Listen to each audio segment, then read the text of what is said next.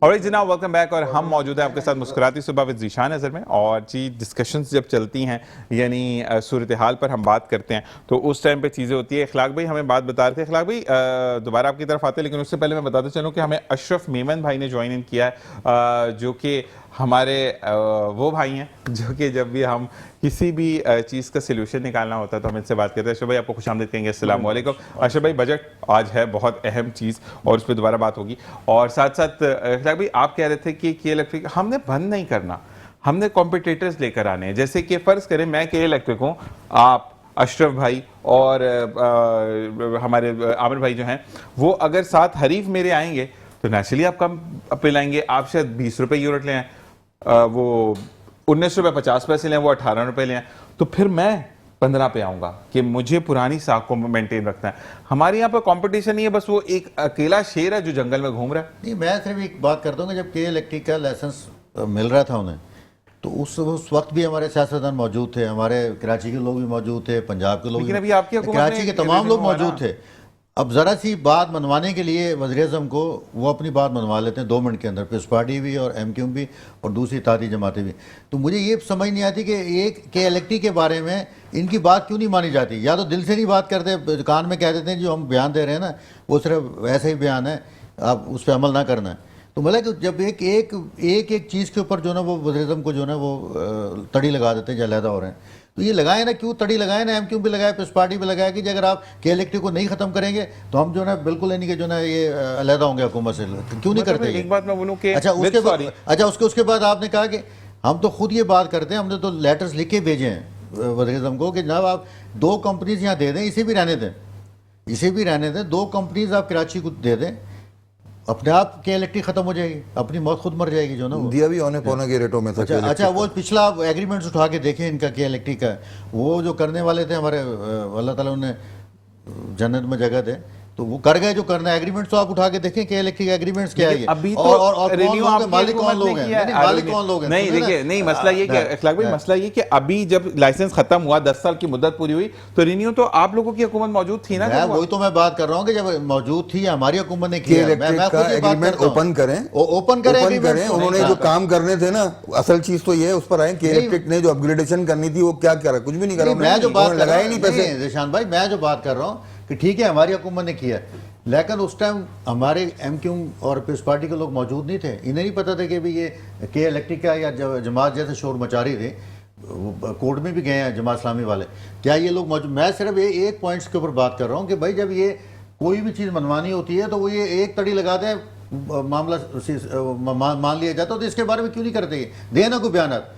اس لیے نہیں دیں گے کہ ان کے لوگ جو نا بڑی بڑی تنخواہیں لے رہے ہیں. حکومت کا حصہ ہیں وہ، آپ کے علائی ہیں. نہیں، حکومت کے حصے کے علاوہ ان کے جو لوگ ہیں وہ کام کر رہے ہیں، تنخواہیں لے رہے ہیں، بڑی بڑی تنخواہیں لے رہے ہیں. یہ بات بھی ٹھیک ہے. اور میں تو یہاں تک کہوں گا کہ بھتہ لے رہے ہیں یہ لوگ بیٹھے ہوئے سارے کہ الیکٹرک سے جو ہے نا یہ ٹھیک کر رہے ہیں. یہ ہم آتے ہیں اشرف بھائی ایک چیز کی، جب آپ کی جیسے آپ بیٹھے ہوئے ہیں کوئی دلیل پیش کریں یہاں پر، اگر ہمارے انیک بھائی جو کہ کیمرے کے اس طرف پاس موجود ہے اگر وہ کوئی سوال لے کر آتے تو ہمیں سننا فرض ہے یا نہیں ہے.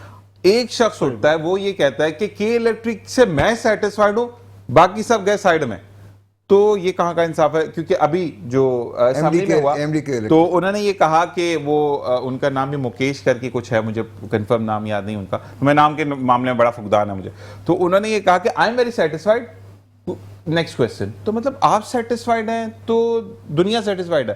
یہ اشرف بھائی ذرا اس پہ میں آپ سے جاننا چاہوں گا. دیکھیں افیکٹڈ پرسنز جو ہے نا وہ عوام ہے، اور مجموعی طور پہ ہمارے ساتھ ہو کیا رہا ہے کہ بظاہر تو یہ لوگ بیان بازی حد تک تو یہ سب کے سب جو ہے نا اپوزیشن نظر آ رہی ہوتی ہے. جیسے بھائی نے کہا نا وہی سارا معاملہ ہے.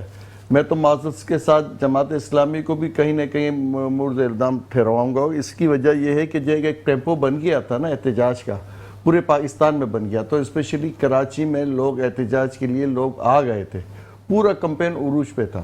پتہ چلا کہ وہ اسلام آباد چلے گئے کراچی سے، اسلام آباد میں ٹیمپو بنا، پھر اس کے بعد انہوں نے کہا جی حکومت پاکستان کے ساتھ ہماری کنڈیشنل طے ہو گئی. اچھا وہ طے ہو گئی، وہ اس کے فوراً بعد وہ ریٹ بڑھ گئے پیسوں کے، یہ سب کو پتا ہو، ریکارڈ بات ہے. وہ بڑھ گئے، انہوں نے کہا جی نہیں وہ تو ان کو امپلیمنٹ کرنا ہے، ورنہ 15 دن بعد 10 دن بعد پھر ہم دوبارہ اپنا احتجاج شروع کریں گے. اس کے بعد وہ صرف زبان بازی اور یہ ساری چیزیں چلتی رہی. اچھا یہ سارے کمپرومائزز، سارے سیٹلمنٹ، کوئی بھی وجہ ہو، لیکن افیکٹ جو ہے عوام کرتی ہے. ہم بیان بازیوں میں تو کہیں سے کہیں نکل جائیں, لیکن جب پریکٹیکل وقت آتا ہے اور جب امپلیمنٹ پوری طرح عروج پہ پہنچ جاتا ہے, آپ کو پتا ہے بڑا زبردست کے الیکٹرک کے خلاف ایک پورا محاذ کھڑا ہو گیا تھا کراچی میں, اور پوری طرح لوگ اس پہ چاہ رہے تھے کہ جو جماعت اسلامی کہہ رہی ہے اس پہ پوری طرح عمل ہو. آپ مجھے بتائیں اس کے بعد کتنے ایسے معاملے ہوئے جس پہ لوگوں نے ان کا ساتھ نہ دیا ہو, لیکن وہ اب کہاں ہیں. میں بات نہیں کر رہا خدا نہ خواستہ, وہ سب سے زیادہ انہوں نے اس چیز کو ہائی لائٹ کیا جماعت اسلامی نے, اور میں ان کو پسند بھی کرتا ہوں, لیکن جو معاملات جب عروج پہ پہنچ جاتے ہیں اس کے بعد ڈیفیوز ہو جاتے ہیں. یہ آپ دیکھ لیجئے, یہ ہمارا ریکارڈ رہا ہے کہ ہم نے کہیں پہ بھی کوئی چیز حاصل نہیں کرنی, ہم نے معاملات کو کہیں نہ کہیں کسی نہ کسی طریقے سے اس کو نظر انداز کر ہی دینا ہے. اچھا, یہ احتجاج اور یہ ساری چیزیں تو اپنی جگہ, لیکن جو ٹیبل بنا ہوا ہے یہ تو بڑا ظالمانہ ہے. 2000 روپے کا 200 تک ہے, 201 سے اوپر جب چلا جاتا ہے تو 4000 پلس ہو جاتا ہے. تو یہ کس دنیا میں کہاں ہوتا ہے یہ, اور کون اس کو جو ہے یہ مینجمنٹ کر رہا ہے, یہ کہ اتنا بری طرح سے لوگوں کو آپ ڈیمیج کرتے ہیں. پھر آپ کو پتا ہے کہ کراچی کی آبادی کے لحاظ سے 200 یونٹ ایوریج تو ہے ہی ہیں, لیکن جو ہمارے یہاں معاملات ہوتے ہیں اس میں 250 200 300 تک یہ لے آتے ہیں, اس کو پروپر ایک یونٹ لے آتے, اور ٹیبل بھی جو ہے اس طرح سے لاتے جیسے کہ آسانی سے آدمی انکریز جیسے ہوتا ہے. آپ 10% بڑھائیں, 20% بڑھائیں, یہ ڈبل ٹرپل جو آپ ٹیبل لا کے دے رہے ہیں, یہ کہاں کا انصاف ہے. اور بری طرح سے آپ اس کو آدمی کو جو اس کی عزت نفس کے ساتھ آپ پیش آتے ہیں, جو پے کر رہا ہے, جو آپ کو آپ کے ساتھ پورا تعاون کر رہا ہے, آپ اس کی بجلی کاٹ دیتے ہیں, اس کے ساتھ بڑی بری بدتمیزی کے ساتھ آپ معاملات کر رہے ہوتے ہیں, تو نہ ریسپیکٹ ہے سٹیزن کی, نہ ہی آدمی کو آنر ہے کسی بات کا. پورے علاقے میں اگر 30% یا 20% چور ہے, ہمارے یہاں تو 1 مہینے کا بل اگر آپ نہیں بھرتے تو وہ آ جاتے ہیں. ابھی بہت ساری باتیں ہو رہی ہیں, لیکن وہ یہ اس بات کو جسٹیفائی کرتے ہیں جی وہ نہیں بھریں گے اس علاقے کے لوگ تو جی ہم لائٹ ڈسکنیکٹ کر دیں گے. یہ کس طرح کا اصول ہے؟ یعنی اس کا مقصد آپ یہ سمجھانا چاہ رہے ہیں کہ آپ بھی نہ بھریں, تو لوگوں کو بلا وجہ مشتعل کرے جا رہے ہیں. کسی وقت یہ بہت زیادہ بسٹ ہوگا تو معاملات زیادہ خراب ہو جائیں گے, اور سب سے زیادہ غریب آدمی اس سے افیکٹ ہو رہا ہے. الیکٹرک میں ایڈ کروں گا میں, بڑی اچھی گفتگو کی ہے بھائی نے کہ الیکٹرک کے حوالے سے, اور میں سمجھتا ہوں کہ کراچی میں جو اس وقت سینٹیمنٹس ہیں اس کی بڑی اچھی ترجمانی کری ہے. مگر دیکھیں جو حقائق ہے نا وہ یہ ہیں کہ الیکٹرک کب پرائیویٹائز ہوئی. مشرف صاحب کے دور میں پرائیویٹائز ہوئی ہے نا, اور اس وقت کون سی پارٹیاں اقتدار میں تھیں, ان کے ساتھ ایگریمنٹس کس نے کیے. دیکھیں حکومت ہوتی ہے, عام آدمی یا تاجر, یا وہ عام آدمی یا تاجر ہوتا ہے. تو جن حکومتوں نے یہ ایگریمنٹ کیا ہے, اور وہ ایگریمنٹ سامنے آنا چاہیے, اس ایگریمنٹ میں الیکٹرک کے ساتھ معاہدہ کیا ہوا ہے, انہوں نے کیا چیز کرنی تھی جو کام ابھی تک نہیں کرے ہیں اتنے ٹائم گزرنے کے باوجود, جس کی وجہ سے جو ہے یہ لوڈ شیڈنگ کرنی پڑ رہی ہے, دیگر چیزیں کرنی پڑ رہی ہیں. اور آپ کو تو پتہ ہی ہے کہ ابھی مختلف جو آپ کے دیگر اور سیکٹر, پرائیویٹ سیکٹر جو اس کے اندر انوالو ہوا ہے پاور جنریشن کے اندر ملک کے اندر, تو اس کی وجہ سے بھی جو ہے وہ سارے پیسے بھی عوام بھر رہی ہے, بھلے وہ ایک یونٹ بھی نہ بناتے ہوں. جی ہاں, ٹھیک ہے نا جی. تو یہ جو ظلم کا نظام ہے نا, اس کو سامنے آنا چاہیے. اور دوسرا یہ کہ دیکھیں ذمہ دار تو وہ ہوتا ہے جس کے پاس جو ہے نا لگام ہوتی ہے. اگر آپ کی حکومت ہے, کسی بھی پارٹی کی حکومت ہے, اس کے وزراء ہیں, وہ ساری وہ چیزیں کر رہے ہیں, وہ انسینٹیو بھی لے رہے ہیں, وہ آنسریبل ہوں گے. تو ایک میں یہ سمجھتا ہوں کہ عام آدمی یا کوئی تاجروں کا پلیٹ فارم یا اپوزیشن کی بھی پارٹیاں کبھی بھی ہوں, وہ تو آواز بلند کر سکتی ہیں نا, لوگوں کے لیے آواز بلند کر سکتی ہیں. مگر ہم یہ دیکھ رہے ہیں کہ الیکٹرک کے معاملے میں جنہوں نے ایگریمنٹس کیے ہیں یا جو اپوزیشن میں رہی ہیں, وہ زیادہ تر جگہ خاموشی ہے, وہ احتجاج بھی نہیں کر رہے, وہ لوگوں کی آواز بھی نہیں بن رہے, وہ ان کے خلاف جو ہے وہ کوئی بیان, ہم کہتے ہیں نا چلو یا خالی ٹوکن کے طور پہ بیان بازی بھی کرتے ہیں, وہاں سے کوئی ٹوکن کے طور پہ بیان بازی بھی نہیں آ رہی ہے. تو یہ بڑا وہ ہے. اور دیکھیں اس کا سلوشن جیسا کہ ڈسکس کر رہے تھے, دیکھیں موبائل کمپنیاں آئیں, آپ نے اوپن جب فیلڈ دی تو کمپٹیشن شروع ہو گیا. تو الیکٹرک کے معاملے میں یہی ہے کہ اس کا فرینزک ہونا چاہیے سب سے پہلے تو, دوسرا یہ کہ ان کے معاہدات کو چیک ہونا چاہیے. نہیں, دوسری بات یہ کہ ان کا جو جرم ہے, جو ان کی کھلی ڈکیتی ہے. اب بات سنیں, میں میٹرو ٹی وی کی بات کرتا ہوں کہ میں میٹرو ٹی وی پہ, ٹھیک ہے, پیمرا لائسنس ایشو کرتا ہے, ٹھیک ہے نا, پیمرا نے لائسنس ایشو کیا, پیمرا کی فیس میرا چینل دے رہا ہے الحمدللہ ریگولر, ان کے لیے نیپرا ہے, ٹھیک ہے. تو مقصد نہیں, سنیں, اب میرا مقصد یہ ہے کہ یہاں پر اب میرے چینل کا بل ہزاروں میں آ رہا ہے یا لاکھوں میں آ رہا ہے اے سی چلانے کا, تو وہ چینل کی ذمہ داری ہے, وہ پیمرا کی ذمہ داری نہیں ہے. گاربیج کے ڈسٹ بن کے پیسے لگ کر آ رہے ہیں, اس کی جو اندر تھیلی لگ رہی ہے اس کے پیسے لگ کر آ رہے ہیں, بل کے اندر آپ دیکھیں جو ان کی کلیننگ اور واشنگ ہے یعنی ان کے یونیفارمز کے اس کے پیسے لگ کر آ رہے ہیں. تو مطلب ہر عوام کے ہر مطلب ایک بندے نے, میں نے فرض نہیں ہے, میرا گھر ہے یا آپ کا گھر ہے یا ہم سب نے گود لیا ہوا ہے کہ الیکٹرک کو, کہ ہم ان کے واشنگ کے بھی پیسے دے رہے ہیں, ان کے ڈسٹنگ کے بھی پیسے دے رہے ہیں, یہ تو اچھا فیولنگ کے بھی پیسے ہیں, کار میں. بہت اچھی بات کری ذیشان بھائی آپ نے. دیکھیں اس کا افیکٹ کیا ہو رہا ہے پاکستانیوں کو بھی اور خصوصاً کراچی والوں کو بھی اور تاجروں کو بھی. یہ دو چیزیں ایسی ہیں, دیکھیں پیٹرول مہنگا ہوگا سب چیز مہنگی ہو جاتی ہے, اور اس بجٹ کے اندر بھی پیٹرول کو مہنگا کیا جا رہا ہے جو لے کر آ رہے ہیں لیوائی اور دیگر ٹیکسز. اسی طرح جو پاور سیکٹر ہے, مجھے ایک بات بتائیے نا, اسی شہر کے اندر ایسے علاقے موجود ہیں جو مفت کی بجلی میں گارمنٹ سیل ہیں, ایسا ہی مفت کی بجلی کے اندر ٹیکسٹائل لگائے ہوئے ہیں, اور وہ علاقے ہیں موجود ہیں جو پوری سائٹ کا علاقہ ہے, کورنگی کا علاقہ, 100% بل دینا ہے انہوں نے. تو وہ کیسے کمپٹیشن کرے گا اس کے ساتھ؟ تو جو چور بازاری کر رہا ہے اس کو چور بازاری سے کوئی روک بھی نہیں رہا, اور جو بیچارہ فیئر ہے سارے ٹیکسز بھر رہا ہے اس کو یہاں کمپٹیشن نہیں ملتا. تو بھائی تاجر تو اپنا سرمایہ پھر یہاں رکھے گا کیا؟ ابھی تک جو سرمایہ باہر جا رہا ہے وہ کیوں جا رہا ہے؟ اسی لیے جا رہا ہے کہ بھائی اس کو اپنے وطن سے محبت ہے, اپنے ملک سے محبت ہے, اپنے شہر سے محبت ہے, سب کچھ محبت ہے. مگر آپ نے اتنا انجسٹڈ جو ہے نا نظام یہاں رکھا ہوا ہے, تو اس کے نتیجے کے اندر جو ہے اس کو دبئی چلا جائے, اس کے نتیجے میں ابو ظہبی چلا جائے, اس کے نتیجے میں استنبول چلا جائے, اس کو وہاں فیسلٹی نظر آ رہی ہے کیونکہ وہ وہاں پر یہ ساری سہولیات مل رہی ہیں, اور اس کو وہ ویژن مل رہا ہے کہ اگلے 5 سال میں کہاں کھڑا ہوں, اگلے 10 سال میں کہاں کھڑا ہوں. میں نے بارہا آپ کی ٹاک شو میں بھی اس میں بتایا کہ ابو ظہبی نے 10 سال کا جو ہے نا پاور جو ہے نا انہوں نے ٹیرف دے دیا اپنا. اب وہاں پر جو انڈسٹری لگائے گا اس کو پتا ہے کہ 10 سال کے بعد میرا بل کتنا آئے گا, ہم تو یہاں پر 10 دن کا بھی نہیں دے سکتے, اس کنڈیشن میں ہم یہاں کھڑے ہیں. لیکن ایسے مجھے ایک بات بتائیں کہ جب بل ابھی نارمل آپ نے کوئی کہ مطلب عوام کے علاوہ میرا آپ سے سوال ہے, ہاں اور نہ میں جواب دینا, کہ الیکٹرک کی کوئی کمپلین سنی, ہمیں کوئی مسئلہ نہیں سنی, کیسے یار, مطلب کوئی بھی کمپلین پیٹرول کے کوئی کمپلین نہیں آئی نا ابھی تک, آپ دیکھیں مطلب کہ الیکٹرک نے کوئی کمپلین نہیں کری کہ ہمیں یہ پرابلم ہے کی نا ابھی تک, کہ الیکٹرک کی کمپلین وہ جب وہاں جاتے ہیں تو اپنا رونا روتے ہیں کہ جی ہم جو ہے فیزیبل نہیں ہے ہمارے, اصل میں نہیں میری بات میں کچھ اور کہنا چاہ رہا ہوں. ابھی حکومت کی طرف سے سر پہ ایک ڈنڈا آئے گا کہ اتنے مطلب 4 روپے یا 10 روپے کم کرو, ڈائریکٹ اگر 15 روپے کی بات آئے گی تو ایک آنسر آئے گا, ہمارے پاس مزید 15 دن کا فرنس آئل رہ چکا ہے, اس کے بعد ہم جو ہے وہ خالی ہو جائیں گے. ٹھیک ہے نا اشرف بھائی, ایک منٹ لو. ابھی ریگولیٹری اتھارٹی کے اوپر بات کی نا آپ نے, کہ الیکٹرک ریگولیٹری اتھارٹی کون ہے؟ نیپرا ہے. آپ چاہے انڈیویجل ہیں چاہے آپ ادارہ ہیں, آپ اس کی شکایت نیپرا میں کر سکتے ہیں. نیپرا کے بھی دھجیاں اڑاتے ہیں. ٹھیک ہے, سنیے گا بات. نیپرا میں یہ ریکارڈ کا حصہ ہے, میں کوئی یعنی پوائنٹ سکورنگ ہے اس کے لیے نہیں بتا رہا ہوں. نیپرا میں پاکستان کی اور کراچی کی کون سی پارٹیاں پیش ہوئی ہیں عوام کا مقدمہ لے کر, یہ ریکارڈ سے نکال لیجیے. نیپرا کے اندر نہ حکومتی پارٹیاں جاتی ہیں نہ اپوزیشن پارٹی جاتی ہیں, کراچی کی ایک ہی پارٹی جاتی ہے, جماعت اسلامی جاتی ہے. اور وہ وہاں پر اور یہ کے الیکٹرک کی ابھی مونس جو ان کے ڈائریکٹر ہیں, مونس سلوی میرا خیال میں ہے, مونس سلوی صاحب نے کوٹ کیا ہے, انہوں نے کہا یار یہ صرف جماعت اسلامی کو ہی جو ہے نا بہت پیٹ میں درد ہے عوام کا, باقی سب لوگوں کو تو کوئی تکلیف نہیں ہے ہم سے. تو آپ کی کراچی کی آواز کے الیکٹرک کے خلاف ظلم ہے نا, کے الیکٹرک, ہم کوئی کے الیکٹرک کے خلاف تھوڑی ہیں, اس کے ظلم کے خلاف ہیں. کہ الیکٹرک آج اچھا ادارہ بن جائے, ہم 10 جگہ اس کی تعریف کریں گے, تاجر ادارہ بھی کرے گی, سب پارٹیاں بھی کریں گی. اصل میں ہم بات بڑی لمبی ہو جاتی ہے, میں آپ کی بات سے آگے تھوڑا بڑھاتا ہوں کہ سب سے زیادہ غریب طبقہ اس سے افیکٹڈ ہے, اور اس پہ کوئی بات کرنے کو تیار نہیں ہے. ہم ٹیکنیکل باتوں میں بھی جاتے ہیں تو اس کو الجھا دیا جاتا ہے. سمپل بات ہے, یہ جو ٹیبل بنا ہوا ہے یہ زیادتی والا ٹیبل ہے. بالکل ایسا ہی ہے. اور احتجاج جو ہو رہا ہے نا سب سے زیادہ اسی بات پہ ہو رہا ہے کہ جو آپ نے ٹیبل بنایا ہے 200 تک آپ نے ایک ریٹ رکھا ہوا ہے, اس کے بعد 201 سے آپ ڈبل ریٹ پہ آ اگلا یونٹ اتنا مہنگا, ہاں اتنا مہنگا ہو جاتا ہے. اچھا اس طریقے سے وہ پھر 400 یونٹ کے بعد آپ جب کیلکولیٹ کرتے ہیں 200 کو 400 400 سے 401 تو آپ کو پتہ چلتا ہے وہ لاکھوں میں, ہزاروں سے زیادہ لاکھوں میں چلا جاتا ہے. اب وہ جو بات یہ ہے کہ ہر آدمی کی اپنی کیپیسٹی میں کنزپشن تو ہے اور ریٹ بھی وہ دینا چاہتا ہے, لیکن اس کو جسٹیفائی بنائے. اور ابھی جو بھی صورتحال ہے تو اس کا پہلا حل تو یہی ہے کہ وہ تو جسٹیفائی بنے.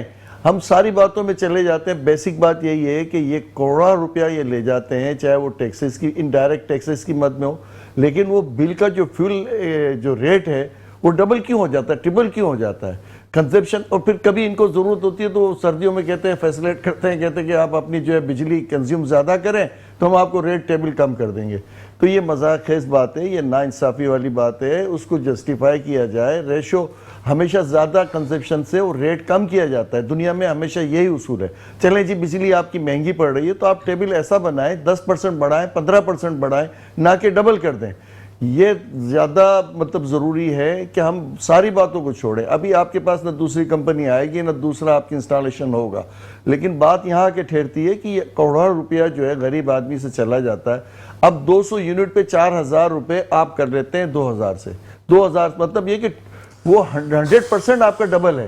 آپ لوگ یہی احتجاج کر رہے ہیں. پھر وہ یہ کہہ رہے ہیں کہ اس ٹیبل کو پورا ایک جسٹیفائی کریں نا. آپ 10%, 15%, 20%, یہ ڈبل سے ٹرپل جب ہو جاتا ہے تو لوگوں کا ہزاروں میں نہیں لاکھوں میں بل آنا شروع ہو جاتا ہے. اب ان کا دیکھیں نا, یہ بڑی زیادتی دیکھ لیں آپ 6 بجے کے بعد, یہی بات peak کہتے ہیں, time 6 بجے کے بعد ڈبل ہو جاتا ہے. بالکل.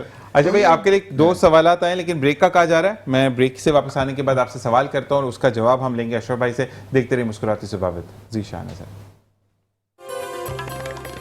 کیا کریں اور جناب ویلکم بیک. اور اشرف بھائی آپ کے لیے سوال ہے. ایک تو بھائی نے جو 6 بجے کا یہ کہہ رہے تھے, تو ذوالفقار بھائی کا سوال ہے کہ کے الیکٹرک جو ہے وہ 6 بجے کے بعد جس مشین میں بجلی بنانے کی کوشش کرتی ہے, جن اکوپمنٹ کے ساتھ, اور رات 9 بجے تک بناتی ہے, تو غالباً ہم ہاتھ جوڑ کر عوام کہتے ہیں کہ اس مشین سے بجلی نہ بنائیں, ہمیں جلدی والی بجلی چاہیے لیکن بنائیں اس بجلی سے جس میں یونٹ سستے ہیں. تو یہ تو فلکچویشن پاکستان کے اندر ہے, دنیا میں تو کہیں پہ بھی نہیں ہوتا یہ چیز. میں آپ سے کہہ رہا ہوں نا کہ یہ سارا ظالمانہ نظام بنایا ہوا ہے اور اس کو کوئی سننے والا نہیں, دیکھنے والا نہیں.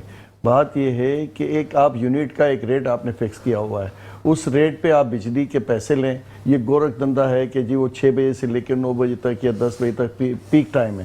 وہ بھائی پیک ٹائم ہے تو لوگ کیا اپنی لائٹیں بند کر دیں, اپنے پنکھے بند کر دیں, اپنے فریج بند کر دیں, اپنی کنزپشن جو ہے روٹین کی وہ بند کر دیں. اچھا, آپ جتنی بھی چیزیں آپ جو کر رہے ہیں یہ انگریزوں کی وہ سماجی کہتے ہیں نا سامراجی نظام, وہ سامراجی نظام کا ایک حصہ ہے.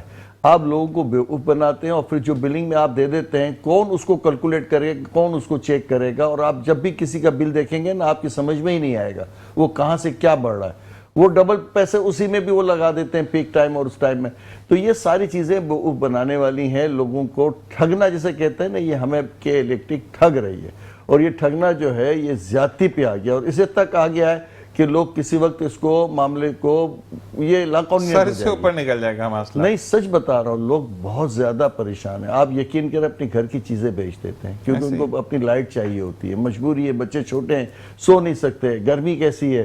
تو یہ بہت زیادہ ناانصافی ہو گئی ہے اور کسی وقت یہ بسٹ ہوگا اور خدا نہ کرے یہ اس کے نقصانات کراچی کو ہی پہنچیں گے. کیونکہ جب لائٹ کو کوئی دیکھیں, ابھی کیا ہوتا ہے, کوئی پاور ہاؤس چلا جاتا ہے اور وہ جا کے احتجاج کرتا ہے, 2-4 آدمی بیچارے زخمی ہو جاتے ہیں, لیکن یہ بڑھتا جا رہا ہے آہستہ آہستہ غصہ اور یہ ناقابل برداشت ہے. دوسرا سوال اشرف بھائی آپ کے لیے ہے کہ 18% جو سولر پہ ٹیکس لگایا گیا اس کو وہ جسٹیفائی غلط انداز میں کریں, کوئی اس کا جسٹیفیکیشن صحیح نہیں ہے اس کی, ٹھیک ہے نا. وہ والی بات ہے کہ تم آنکھیں بند کرو تو دنیا تو میں نہیں دیکھ رہی, وہ والا سین.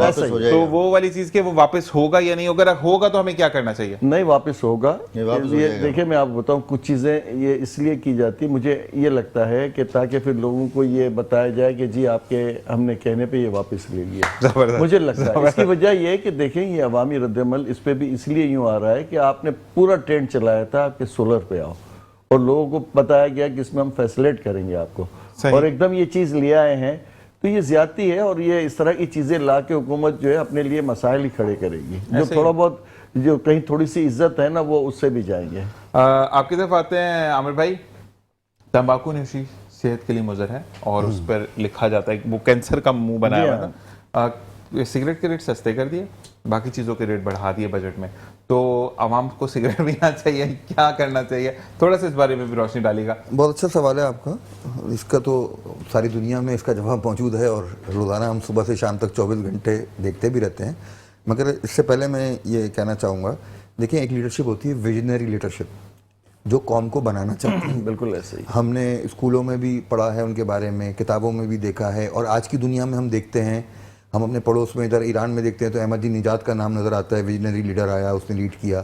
ہم ترکی میں دیکھتے ہیں جی, ابھی فی الحال جو ہے نجم الدین ارکان کے شاگرد جو ہیں طیب اردگان جو ہیں وہ نظر آتے ہیں کہ انہوں نے ترکی کو لیڈ کیا اور انہوں نے اس کو جو ہے وہ آگے لے کے گئے اور انفراسٹرکچر کو بہتر کرا اور قوم کی اخلاق کو بھی بہتر کرا.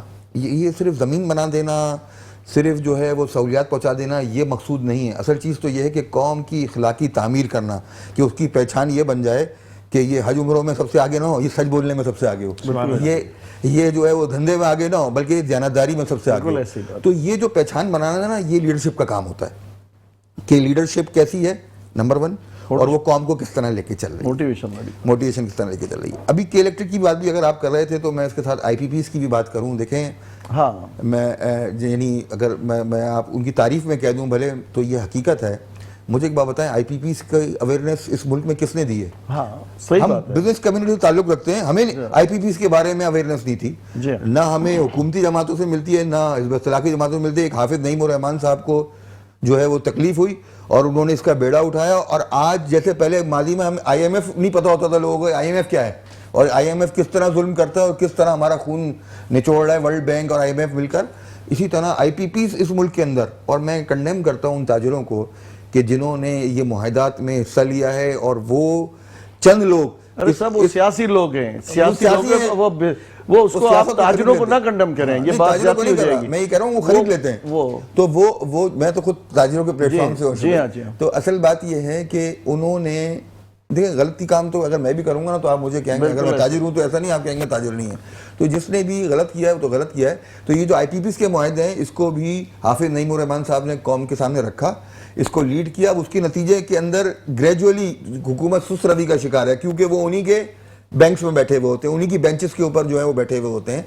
तो हमें ऐसी लीडरशिप चाहिए कि एक हाफिज जो है बॉर्डर संभाला हुआ है, अगर दिफा संभाला हुआ है, तो हमें एक हाफिज ऐसा भी चाहिए जो मईशत को संभाले और कौम का भरोसा हो, और उसके पास टीम हो, उसके पास दयानतदार टीम हो, प्रोफेशनल टीम हो, और वो डिलीवर करना भी जानता हो। और उसकी टीम ने, अगर कराची की बात करूं तो निमतुल्लाह खान ने अपने दौर में डिलीवर किया, उससे पहले अब्दुल सत्तार अफगानी ने यहाँ डिलीवर किया, जिनके बारे में ये आता है कि जी उस टाइम पे कराची में सड़कें धुलती थी, पानी की ये सूरत हाल थी कि हमारे यहाँ सड़कें धुलती थी, ट्राम यहाँ मौजूद थी कराची के अंदर, हमारे बुजुर्ग बताते हैं।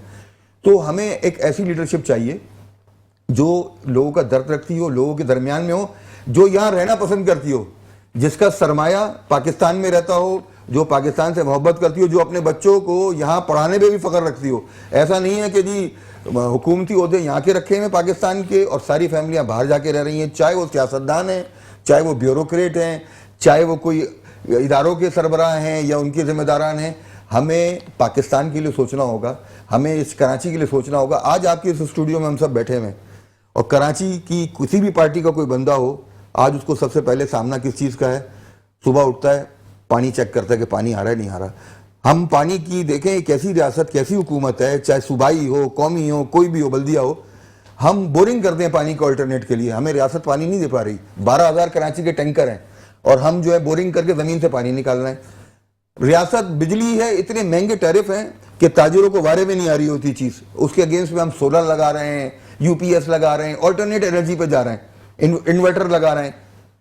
रियासत हमें कराची में अगर मैं बात करूं, यहाँ पर जो है वो तहफ़्फ़ुज़ नहीं दे सकती। हम प्राइवेट सिक्योरिटी गार्ड पे जा रहे हैं, कैमरे लगा रहे हैं, अच्छी बात है, मगर रियासत तो हमें जब ये सारी चीज़ें नहीं दे रही है तो क्या हमें ये सोचना चाहिए, क्या हम एक सक्सेसफुल या हम जो है कामयाब रियासत हैं या नाकाम रियासत हैं कि जिसके पास ना लोगों के लिए पानी का हल है, ना उसके लिए गैस का हल है, ना बिजली का हल है, ना सिक्योरिटी का हल है। तो ताजिर जो है वो तो देखेगा वहाँ कि जहाँ उसको ये सारी सहूलतें मिलें। अभी मैं एक मीटिंग में था और टेक्सटाइल के हवाले से मीटिंग थी, और ये DHA में एक इंडस्ट्री जोन बनने जा रहा है।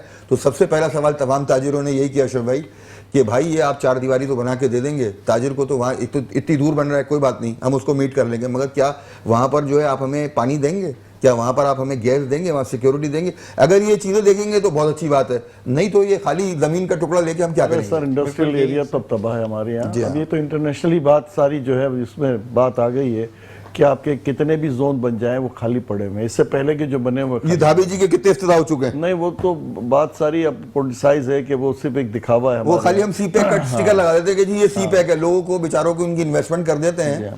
तो ऐसा कुछ भी नहीं है, हम तरक्की और बल्कि आप रियल एस्टेट सेक्टर में भी देखें, अभी इस बजट के बाद जो है ना वो कहते हैं ना बिला वजह मसनूई कि जी ये टैक्स इतना कर दिया, और भाई कुछ भी नहीं करा, उसका कोई इम्पैक्ट हम पे नहीं पड़ रहा, कोई फायदा नहीं है। लेने वाले पे कम कर दिया, बेचने वाले पे ज्यादा कर दिया, सारा वो एक ही पूरा सिलसिला है। और ब्लैक मनी जो बाहर खड़ी हुई है उसको तो लाए ना नेटवर्क के अंदर। नहीं, वो नहीं लाएंगे, पोर्शंस की सूरत में, इलीगल कंस्ट्रक्शन की सूरत में नहीं ला रहा है। आपको IMF जो है आपको मजीद प्रेशर में लाने के लिए वो पॉलिसियां दे रहा है कि आप 2 साल क्या 5 साल में भी आप बाहर नहीं आ सकते। ये ऐसे ही खाम ख्याली है। وہ پالیسیوں میں تو سارا تسلسل اس طرح کا ہے کہ آپ کو مزید سے مزید آپ کو پریشر میں لایا جائے. بالکل. یہاں پر اشرف بھائی ہمیں بولا گیا ہے کہ بتاتے چلیں آپ کو بھی دیکھنے والوں کو کہ اسرائیل نے ایران پر حملہ کیا ہے جس کے جوابی وار میں ایران نے 100 سے زائد ڈرونز داغے ہیں اسرائیل کی طرف, اور اسرائیل کے ڈیفنس منسٹر جو ہے وہ یہ کہہ رہے ہیں کہ ہم پر حملہ کیا گیا ہے اور کچھ لوگوں نے اس کی مزاحمت کی ہے. تو میں آپ کی طرف آتا ہوں, مجھے یہ بتائیں کہ جب مسلمان ملک پر حملہ ہو رہا ہے تو مشکل نہیں ہے, لیکن اگر ہم ریٹیلیٹ کرتے ہیں, ہم ری ایکشن دکھاتے ہیں تو ہم غلط ہو جاتے ہیں, بریک پر جاتے ہیں. لیکن آپ کا آنسر لیتے ہوئے نہیں, پالیسی یہی ہے نا, یہی تو کچھ ہو رہا ہے کہ مسلمان جب آتے ہیں تو یعنی کہ برا لگتا ہے انہیں, جب ان کے کسی بچے کے اوپر حملہ ہوتا ہے, بغل بچے کے اوپر, تو وہ شور مچنا شروع ہو جاتا ہے. یہی چیزیں ہم نے لیکن یہ کہ ہم تو بہت زیادہ کمزور لوگ ہیں. جب ان کا وہ ابا جی آتے ہیں وہاں پہ ٹرمپ صاحب, تو ہم کیا کچھ کرتے ہیں؟ میرے اسلامی ملکوں نے کیا ہے نا سارا کچھ, یہ کیا کیا ہے.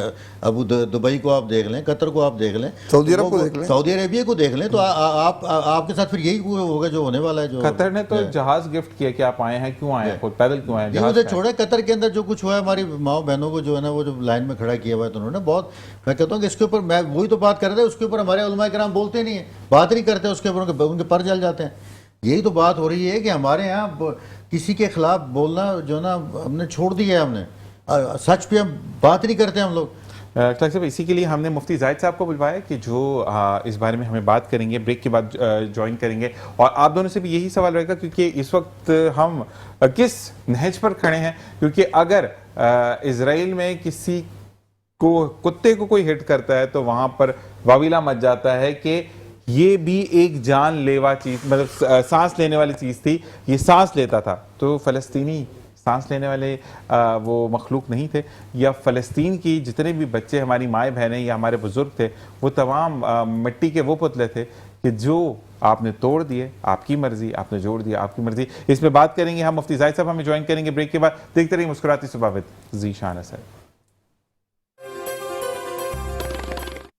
اور جناب ویلکم بیک. اور جیسے میں نے آپ کو کہا کہ ہمیں مفتی زاہد صاحب نے جوائن کیا ہے. مفتی زاہد صاحب جن کا نام آتے ہی ذہن میں ہمیشہ یہ آتا ہے کہ یہ جلد نمبر, حوالہ نمبر اور آپ کو حدیث نمبر بھی بتاتے ہیں, تو ان کو خوش آمدید کہیں گے. السلام علیکم ورحمۃ اللہ. وعلیکم السلام. سب سے پہلے تو بہت بہت شکریہ کہ آپ آئے, اور جو ایام چل رہے ہیں اس کے بارے میں چاہوں گا کہ آپ بتائیں.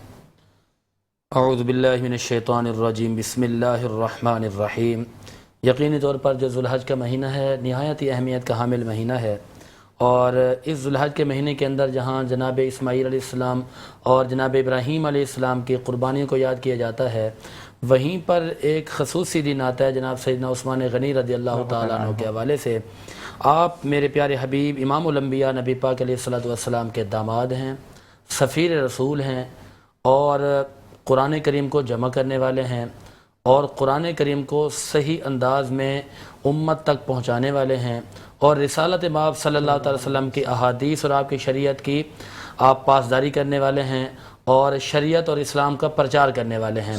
حضرت عثمان غنی رضی اللہ تعالیٰ عنہ سفیر رسول اس طرح ہیں کہ جب امام الانبیاء نبی پاک علیہ الصلوۃ والسلام نے انہیں اپنا سفیر بنا کر مکہ کی طرف بھیجا تھا, تو اہلیان مکہ کا یہ جواب تھا کہ اے عثمان, آپ اگر عبادات کرنا چاہیں تو کر سکتے ہیں, باقی ہم محمد مصطفیٰ کو اجازت نہیں دیں گے. تو حضرت عثمان غنی رضی اللہ تعالیٰ عنہ کا جو جواب تھا وہ بڑا ہی ایمان افروز جواب تھا. آپ نے فرمایا کہ اس عبادت کا مزہ ہی کیا جس میں مصطفیٰ کی زیارت نہ ہو, اور اس عبادت کا ذوق ہی کیسا جس کے اندر محمد مصطفیٰ کی محبت نہ ہو. کیونکہ صحابہ کرام کا یہ عقیدہ تھا, یہ نظریہ تھا کہ ادھر قرآن کریم پڑھتے تھے, ادھر چہرہ مصطفیٰ پڑھتے تھے. اللہ نے قرآن میں فرمایا نا کہ من یطع الرسول فقد اطاع اللہ, اور قرآن کریم کے سورہ آل عمران ہے, سورۃ النساء ہے, سورۃ النساء کی آیت نمبر 80 ہے, 90 ہے, اور اسی طرح سورۃ النحل کے اندر بھی یہ بات موجود ہے. اللہ رب العالمین نے یہ بات واضح فرما دی ہے کہ میرے مصطفیٰ کریم کی جو تابعداری ہے, جو محبت ہے, یا جو ان کی فرما برداری ہے, وہ در حقیقت اللہ کی فرما برداری ہے. بے شک. تو حضرت عثمان غنی رضی اللہ تعالیٰ عنہ کون ہستی ہیں, کون شخصیت ہیں, کیسی شخصیت ہیں؟ امام الانبیاء نبی پاک علیہ الصلوۃ والسلام کی ایک حدیث پاک ہے. آپ نے فرمایا لکل نبی رفیق و رفیق فی الجنت عثمان بن عفان. فرمایا کہ ہر نبی کے لیے ایک ساتھی ساتھی ہوتا ہے، لیکن جو جنت کے اندر میرا ساتھی ہوگا وہ جناب حضرت عثمان غنی رضی اللہ تعالیٰ عنہ ہوں گے۔ اور کون عثمان غنی رضی اللہ تعالیٰ عنہ؟ وہ عثمان غنی رضی اللہ تعالیٰ عنہ جن کے حوالے سے میرے آقا کی حدیث پاک ہے کہ جیش اسرا کا موقع ہے، حضور صحابہ کو فرما رہے ہیں کہ اسلام کو آپ کے مال کی ضرورت ہے۔ تو امام ترمذی نے اپنی کتاب ترمذی کی جلد نمبر 5 ہے، صفحہ 626 ہے، حدیث نمبر ہے 3700، اور اسی طرح ترمذی شریف کی جلد 5 صفحہ 626 ہے، حدیث نمبر ہے 3701، اور مستدرک حاکم کی جلد 1 صفحہ 110 ہے اور حدیث نمبر ہے 317، اور اسی طرح سے ابن حبان کے اندر بھی ہے، مسند فردوس کے اندر بھی ہے، مسند ابی یعلا کے اندر بھی ہے، مصنف عبدالرزاق کے اندر بھی یہ روایت موجود ہے۔ تو اس وقت جناب حضرت عثمان غنی رضی اللہ تعالیٰ عنہ نے میرے مصطفیٰ کریم کی بارگاہ میں عرض کی، یا رسول اللہ میں آپ کی بارگاہ میں اسلام کی خاطر 100 اونٹ میں ساز سامان پیش کرتا ہوں۔ پھر حضور نے جب شوق دلایا تو پھر کہا 200، تیسری مرتبہ پھر حضور نے جب فرمایا تو انہوں نے کہا 300، اور ایک اور روایت ملتے ہے کہ 1000 درہم بھی انہوں نے مصطفیٰ کریم کی بارگاہ میں پیش کیے۔ تو دیکھنے والے بڑے حیران تھے کہ سب کچھ تو قربان کر دیا۔ تو حضرت عثمان غنی رضی اللہ تعالیٰ عنہ کا یہ جواب تھا کہ حضرت عثمان غنی رضی اللہ تعالیٰ عنہ کا مال بھی مصطفیٰ کے لیے اور میری جان بھی مصطفیٰ کے لیے۔ سبحان اللہ، سبحان اللہ، سبحان اللہ۔ تو یہ جناب حضرت عثمان غنی رضی اللہ تعالیٰ عنہ کی عظمت اور فضیلت ہے۔ اور یہ بھی بات ذہن میں رکھیں کہ میرے کریم آقا کے جتنے بھی صحابہ ہیں، جس کسی نے ایمان کی حالت میں، محبت کی حالت میں حضور کا چہرہ دیکھا، ایمان پر خاتمہ ہوا، ایمان کی حالت میں دنیا سے چلے گئے، تو وہ حضور کے صحابی ہیں۔ قرآن کہتا ہے رضی اللہ عنہم ورضوا عنہ، اللہ ان سے راضی اور وہ رب سے راضی ہیں۔ قرآن یہ بھی کہتا ہے ان الذین سبقت لهم من الحسنى، یہ بھی قرآن کی آیت ہے، وکلا وعد اللہ الحسنى۔ تو ان ساری آیات کے اندر یہ بات بتائی گئی ہے کہ اللہ کریم نے حضور کے صحابہ سے وعدہ فرمایا ہے۔ وہ وعدہ کیا فرمایا ہے؟ حسنہ کا وعدہ فرمایا۔ حسنہ اس کو کہتے ہیں کہ جنت کے اندر ایک اعلیٰ سے اعلیٰ مقام ہے۔ جب حضرت عثمان غنی رضی اللہ تعالیٰ نے مال پیش کیا، میرے آقا نے فرمایا کہ اس کے بعد میرے عثمان غنی رضی اللہ تعالیٰ نے جو بھی عمل کریں گے ان سے کچھ پوچھا نہیں جائے گا، بلکہ فرمایا کہ ابو بکر بھی جنتی ہے، عمر فاروق بھی جنتی ہے، عثمان غنی بھی جنتی ہیں، مولا علی بھی جنتی ہیں۔ بلکہ اہلیان اسلام کا یہ عقیدہ ہے کہ جس کسی نے ایمان کی حالت میں حضور کا چہرہ دیکھا، ایمان پر خاتمہ، وہ ہر صحابی نبی جنتی جنتی۔ سبحان اللہ، سبحان اللہ۔ اور اب ہم آتے ہیں کہ جب اسلام کی بات ہو رہی ہے، ہم جمعے کا دن ہے، تو اب جیسے کہ ایران نے جو ہے وہ حملہ کیا، اور اس کے اوپر اب جتنے بھی اسرائیل فیور جو بھی لوگ ہیں، ایون تو اس میں انڈیا بھی شامل ہے، کہ یہ غلط ہو رہا ہے، وہاں پر قیمتی جانیں جائیں گی۔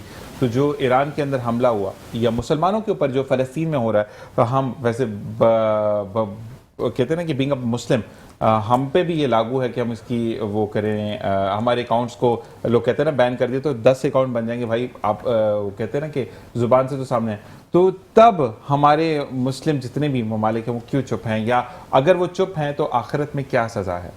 دیکھیں، بنیادی طور پر یہ بات ذہن میں رکھیں کہ جب کفر یا جب کوئی بھی دشمن آپ کی طرف حملہ آور ہوتا ہے، آپ کی جانیں اس سے محفوظ نہیں ہیں، آپ کی ریاست محفوظ نہیں ہے، آپ کا معاشرہ محفوظ نہیں ہے، تو قرآن کریم نے اور اسلام نے ہمیں ایک راستہ بتایا، وہ راستہ ہے جہاد کا۔ فرمایا اذن للذین یقاتلون بانہم ظلموا وجاہدوا فی سبیل اللہ، اور اس طرح جہاد کے احکامات کئی ہیں۔ لیکن یہاں پر آپ نے جو نقطہ اٹھایا وہ یہ ہے کہ اس وقت امت مسلمہ بلکہ 57 ممالک اسلامیہ کا کیا کردار ہے اور اسلامی حکم کیا ہے۔ قرآن کریم کہتا ہے انفروا خفافا وثقالا وجاہدوا باموالکم وانفسکم فی سبیل اللہ، یہ وہ حکم ہے جو فرض ہے۔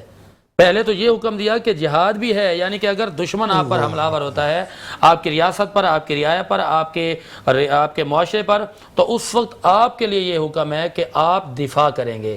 اچھا، اگر وہ کسی بھی طرح سے اپنے حرکتوں سے باز نہیں آتا تو پھر قرآن نے لازم حکم دیا انفرو، اب نکلو۔ اچھا، قرآن کریم کے اندر جہاں فعل امر کا صیغہ یعنی حکم دیا جاتا ہے نا، تو اس کا مطلب یہ ہوتا ہے کہ یہ کام کرنا واجب ہے، یہ کام کرنا فرض ہے۔ اب جب کسی بھی طرح سے کوئی بھی ملک ہو جو ظلم اور بربریت سے باز نہیں آتا، تو اب قرآن کریم نے کہا کہ اب ہتھیار بھی اٹھاؤ، خالی مزاحمتوں سے مذمتوں سے کام نہیں چلتا۔ اب یہ ہے کہ انفروا خفافا وثقالا وجاہدوا، اب آپ نے جہاد کرنا ہے۔ اب اگر کوئی بھی ملک آپ کے ممالک اسلامیہ پر حملہ آور ہو اور آپ بیٹھے رہیں کہ ہم مصلحت پسند ہیں، ہم صلح پسند ہیں، تو صلح اچھی چیز ہے، لیکن صلح اس وقت ہوگی جب سامنے والے کسی جگہ پہ بیٹھ کر کسی بات پر آمادہ ہو جائیں۔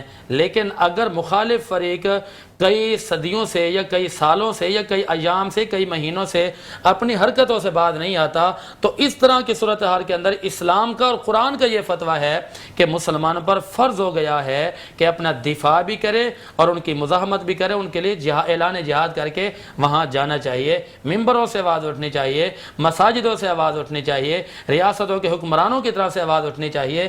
اگر اس طرح کے مظالم کے اندر آپ یا میں، آپ نے یہاں بیٹھ کے اپنی نوکری پیش کرنی ہے، میں نے یہاں بیٹھ کے کرنی ہے، اگر ہم اپنی نوکری کو بھی صحیح معنوں میں ادا نہیں کریں گے تو ہم بھی مجرم ہیں۔ قیامت کے دن اللہ کریم کی بارگاہ میں جب عدالت لگے گی، وہاں پر کوئی سفارش کام نہیں آئے گی، وہ ایسی عدالت ہوگی جس میں جج میرا رب العالمین ہوگا، اور وہاں پر آپ کے ہاتھ، آپ کے پاؤں، یہ ساری چیزیں آپ کی وکالت کر کے اللہ کی بارگاہ میں جواب دیں ہوں گی کہ مالک اس طرح ظلم ہوتے رہے اور یہ چیز اس کے بس میں تھی، اختیار میں تھی، یہ پھر بھی کچھ نہ کر سکا۔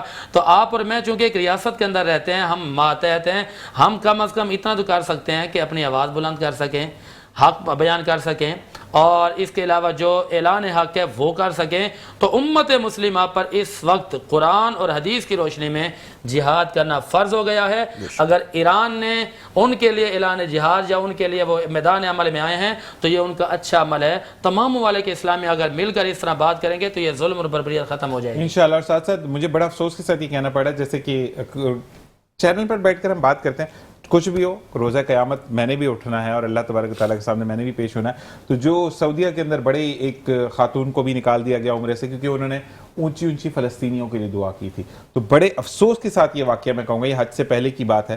تو ہمیں یہ سوچنا ہے کہ قیامت کے روز نہ اسرائیل کام آئے گا، نہ ہی انڈیا کام آئے گا، نہ ہی یہ امریکہ کام آئے گا، صرف اپنے اعمال کام آئیں گے۔ اور جہاں جہاں تک میری آواز جا رہی ہے، میں یہی ریکویسٹ کروں گا کہ اٹھ کھڑے ہوں، کہ نہ کہ وہ وقت آئے کہ جب اللہ تبارک تعالیٰ نے ہم پر، امت مسلمہ پر، ویسے تو کہتے ہیں کہ جنت ہمیں آخر میں ملے گی، لیکن اگر ہمارے گناہوں کی سزا اتنی ہوگی کہ ہو سکتا ہے کہ جنت ہم پر واجب نہ ہو، تو آپ نے نبی کریم صلی اللہ علیہ وآلہ وسلم کے امتی ہونے کا ثبوت دینا ہے اور اپنے پیجز سے اپنی جہاں جہاں تک آپ کی رسائی ہے وہاں پر بیٹھ کر اس چیز کو کنڈیم کرنا ہے کہ اسرائیل کو اب بس کر دینا چاہیے، کہ بہت ہوا، کہ اب پانی سر سے اوپر جا چکا ہے۔ آپ کی طرف آتے ہیں اخلاق بھائی، مجھے یہ بتائیے گا کہ اب جس طریقے سے اسرائیل جو سٹرائکس کر رہا ہے اور اس کے بعد کہتے ہیں نا کہ ایک کھلے عام دھمکیاں دے رہا ہے کہ میری طرف یہ آئے گا تو میں اس کو برباد کر دوں گا۔ ابھی اس نے لندن والوں نے یہ کہا، لندن میں جو مظاہرے ہوئے اس میں انہوں نے یہ کہا کہ اب ہم مسلمان نہیں دیکھ رہے، ہم انسانوں کو دیکھ رہے ہیں، وہاں بچوں کو دیکھ رہے ہیں۔ آپ جہاں پر بچے 4-5 کھڑے ہوتے ہیں امداد کے لیے پہنچتے ہیں وہیں بم مار دیتے ہیں۔ تو اس پر نیتنیاہو نے یہ کہا کہ اگر سنگین نتائج بھگتنے ہیں تو بولو، کوئی مسئلہ نہیں ہے، میں جڑ سے اکھاڑ دوں گا۔ مطلب اس کے آگے کوئی چل نہیں سکتی؟ نہیں، اب تو یہ وقت آ چکا ہے جو نا، جیسے مفتی صاحب نے بات کی کہ ابھی تو پاکستان کو اپنی پالیسی کو چینج کرنا پڑے گا، اور میں تو یہ ڈائریکٹلی کہوں گا اپنے فیلڈ مارشل صاحب سے، آرمی چیف سے جو حافظ قرآن بھی ہیں، تو ان پر آپ تو بالکل ہی نہیں کہ یہ نا چیلنج ہمیں یہ بالکل چیلنج دینا چاہیے، اور ہمارا ایک ایٹمی قوت ہے، ہم لوگ پاکستان ایک ایٹمی قوت ہے۔ پاکستان اکیلا کیا کرے گا؟ باقی ممالک کیا کریں؟ دیکھیں جی، کرنا پاکستان نے کچھ بھی نہیں کرنا اللہ تعالیٰ نے۔ جس دن ہماری یہ ایمان مضبوط ہو گئے کہ اللہ تعالیٰ ہی سب کچھ ہے، تو اس کے بعد یہ اسرائیل کچھ بھی نہیں ہے، یہ دوسری طاقتیں کچھ بھی نہیں ہیں۔ اور ابھی دیکھا ہے، آپ دکھایا ہمارے پائلٹ نے دکھایا یہ کہ جب وہ اپنے ڈیڈ وارنٹ کے اوپر سائن کر کے گئے ہیں اور اللہ تعالیٰ نے واپس لے کر آئے اور وہ وہاں فاتح ہو کر واپس ہوئے ہیں، جو نا یہ ایمان تھا، بہت زبردست یہ ایمان تھا، نہیں یہ ایمان تھا ہمارا، یہ ایمان مضبوط ہو رہا۔ اور ہمارا آرمی چیف جو ہے وہ جب اگلے مورچوں پہ گئے ہیں، میں کیونکہ وہیں موجود تھا، ہم نے جب دیکھا ہے کہ ہر جگہ وہ پہنچے، اور ان کا یہ اس میں بہت بڑا کردار ہے کہ انہوں نے شہادت کے بارے میں بتایا، ایمان کے بارے میں بتایا اور مسلمان ہونے کے بارے میں بتایا۔ تو اس کے بعد پھر کیا ہوا، جنگ ہم جیتے، 3 گھنٹے میں جیت گئے ہم جنگ، بہت بڑے ملک سے ہم نے یہ جنگ جیتی ہے۔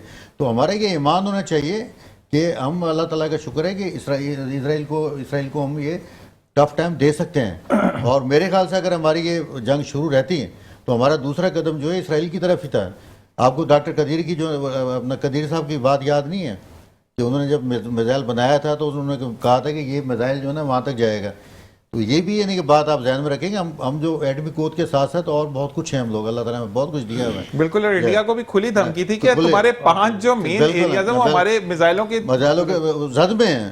اور پھر یہ کہ ہمارے جو دوست ہیں وہ ہمارے بڑے، چائنا ہمارا دوست ہے، بڑا مضبوط دوست ہے، اور یہ پوری جنگ کے اندر چائنا کی ٹیکنالوجی تھی. لیکن ایک بات میں بولوں گا یہاں پر اس اشرف بھائی بھی دیکھیں ٹیکنالوجی آپ مجھے دے دیں, یہ موبائل آپ نے مجھے دے دی, اس کو مجھے چلانا نہیں آئے گا تو آپ کی ٹیکنالوجی فیل ہے. چلانا آتا ہے نا. لیکن میں یہ کہتا ہوں کہ پاکستانی پائلٹ نے جوانوں نے جو ہے وہ JF تھنڈر کو امر کر دیا کہ جس کی وہ آپ بات کر رہے تھے ایران کی, میں آپ کو پھر دوبارہ ایک بات یاد دلاتا ہوں, ہمیں حق اور سچ کا ساتھ دینا ہے, اور زیادتی ہو رہی ہے, ہمارے مسلمان بھائی ہیں, اور اگر ہم نے ان کا ساتھ نہیں دیا تو کل ہماری باری ہے. بالکل ایسے یہ نوٹ کر لیں, یہ سمجھ لیں, اور ہمارا کرتویہ, ہمارا ایمان یہ ہے حق اور سچ کے ساتھ چلنا ہے. اگر ایز اے مسلمان اگر ہم یہ نہیں کریں گے تو ہم دنیا میں بھی اور آخرت میں بھی ہم سے پوچھا جائے گا, اور ہماری نسلیں بھی اس طرح جنگ میں جھونکی جائیں گی. اس کی وجہ یہ ہے کہ پہل تو کہیں سے ہونی ہے. ہمیں یہ شعور, ہمیں یہ سمجھ آنی چاہیے کہ یہ ہمارے پڑوس میں ہو رہا ہے, ہمارے مسلمان ملک کے ساتھ ہو رہا ہے, اس کو فلسطین کو ہر ایک کو جینے کا حق ہے.